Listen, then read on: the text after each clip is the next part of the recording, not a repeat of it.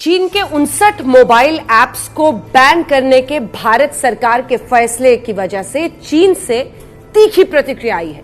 अच्छा, गुस्सा जबरदस्त है क्योंकि नुकसान हो रहा है, पैसे में से नहीं तोला जा सकता।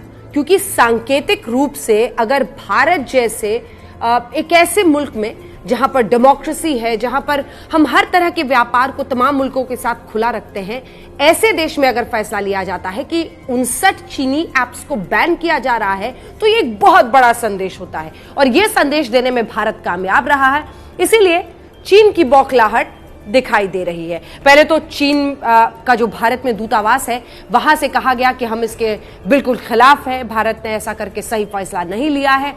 चीनी एम्बेसी की तरफ से इस पर बयान आया, लेकिन सबसे महत्वपूर्ण है वो प्रोपेगेंडा मशीन जिसके जरिए चीन अब इस पूरे मामले पर भारत पर ही उंगली उठाने की हिमाकत कर रहा है। हम आपको बताते हैं ग्लोबल टाइम्स, वही समझिए लगभग चीन की सरकार जो सोचती है, कहती है, वही ग्लोबल टाइम्स में छपता है। क्या छपा है, क्या लिखा है?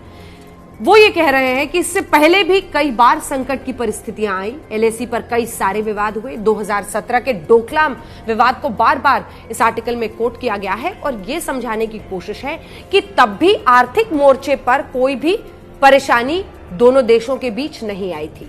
लेकिन इस नींव पर, इस बिसात पर उस आर्टिकल में जो सबसे तीखा प्रहार किया गया है वो ये कि भारत अब चीन के साथ क्या व्यापार युद्ध, ट्रेड वॉर छेड़ रहा है, क्योंकि नौबत उसकी पहुंच जाएगी। यानी दबी आवाज में एक धमकी देने की कोशिश है, बौखलाहट भी समझिए। एक साथ भारत ने 59 उनके चीनी ऐप्स को बैन किया है, तो नुकसान जितना हो पैसे का हो, लेकिन सांकेतिक रूप से ये बहुत बड़ा प्रहार है एक ऐसे वक्त पर जब अमेरिका भी पूरी तरह से चीन को घेर रहा है हर मुद्दे पर, चाहे वो ह्यूआवे जैसी कंपनी जिसके सीधे पीएलए के साथ रिश्ते की बात होती है, या फिर ऐसे तमाम चीनी कंपनियां जो हैं उन पर अगर अमेरिका शिकंजा कस रहा है और भारत उसमें खुलकर साथ दे दे, तो चीन को पता है कि एक तो वैसे ही इतनी बदनामी हो चुकी है पूरी दुनिया में कोविड-19 फैलाने की वजह से, ऊपर से एक के बाद एक ऐप्स का, उनकी कंपनियों का इस तरह से धराशायी होना, आर्थिक रूप से और सांकेतिक रूप से चीन की बड़ी बदनामी हो रही है। और इसी थू-थू के बौखलाहट से शायद चीन इस तरह की बातें अपने इस प्रोपेगेंडा के जरिए सामने रखने की कोशिश कर रहा है। तो 2017 का जिक्र करते हुए कहते हैं कि डोकलाम विवाद हुआ था, तब भी दोनों मुल्कों ने समझाने की कोशिश की थी, आपस में मामले को सुलझा लिया था, आर्थिक संकट तक बात नहीं पहुंची थी। लेकिन इस बार अगर भारत एक तरफा तरीके से ऐसा फैसला लेता है तो दोनों देशों के बीच ये एक ट्रेड वॉर, एक व्यापार युद्ध की तरफ बढ़ने के संकेत है। इसके बाद क्या एलिबाई लेते हैं वो बड़ा दिलचस्प है। इस आर्टिकल में लिखा गया है कि हिंदुस्तान में बढ़ते राष्ट्रवाद के दबाव में मोदी सरकार ने यह फैसला लिया है। वो हिंदुस्तान के नेशनलिज्म को मुद्दा बनाने की फिराक में है। उनका कहना है कि इंडिया में जबरदस्त नेशनलिज्म बढ़ रहा है और भारत में इस राष्ट्रवाद के बढ़ते दबाव की वजह से मोदी सरकार ने यह फैसला लिया कि नहीं, हम 59 ऐप्स को अब बैन कर देंगे। तो एक बात तो साफ दिखाई देती है कि न रिसर्च है इस आर्टिकल के पीछे, ना उन्होंने पूरी बात को सही परिप्रेक्ष्य में रखा है, क्योंकि उन्हें भी अच्छी तरह से पता है कि ये कोई नॉर्मल प्रोसीजर में, नॉर्मल परिस्थितियों में लिया हुआ फैसला नहीं है। ये एक ऐसा फैसला है जब सरहद में पहली बार दोनों मुल्कों के बीच इस तरह से खूनी झड़प हुई, हमारे 20 सैनिकों को शहीद किया, उसके बाद हिंदुस्तान ने इतना सख्त कदम लिया है। दूसरी बात, चीन क्या बोलेगा?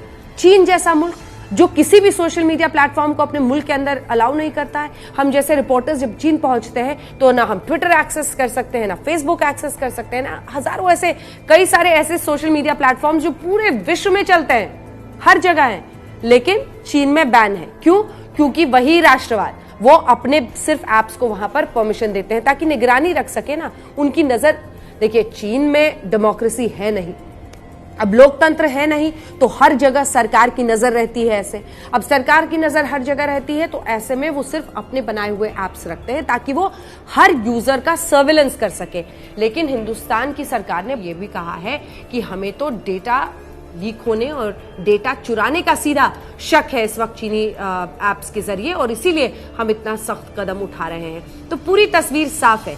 चीन अपने इस प्रोपेगेंडा मशीन और प्रोपेगेंडा आर्टिकल के जरिए ये बताने की कोशिश कर रहा है कि दोनों मुल्कों में अब आने वाले वक्त में अगर भारत इस कदम को पीछे नहीं लेता है तो ट्रेड वॉर छिड़ जाएगा। फिर वो कहता है कि बढ़ते हुए राष्ट्रवाद के दबाव में ये फैसला लिया गया है, लेकिन हिंदुस्तान की परिस्थिति साफ है।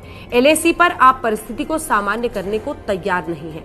5 मई के पहले की परिस्थिति में अगर आप वापस चले जाएं तो आगे समझौते की बात हो सकती है, लेकिन आप इस वक्त क्या कर रहे हैं? न सिर्फ 15 जून की उस रात की खूनी झड़प हिंदुस्तान को हमेशा याद रहेगी, बल्कि ये भी याद रहेगा कि अगर आप अपने इन ऐप्स के जरिए हिंदुस्तान की जानकारी, हिंदुस्तान का डेटा लीक करने की कोशिश कर रहे हैं या फिर उसे हासिल करने की कोशिश कर रहे हैं, तो आपकी ये साजिशें नाकाम करने का हुनर हमें आता है।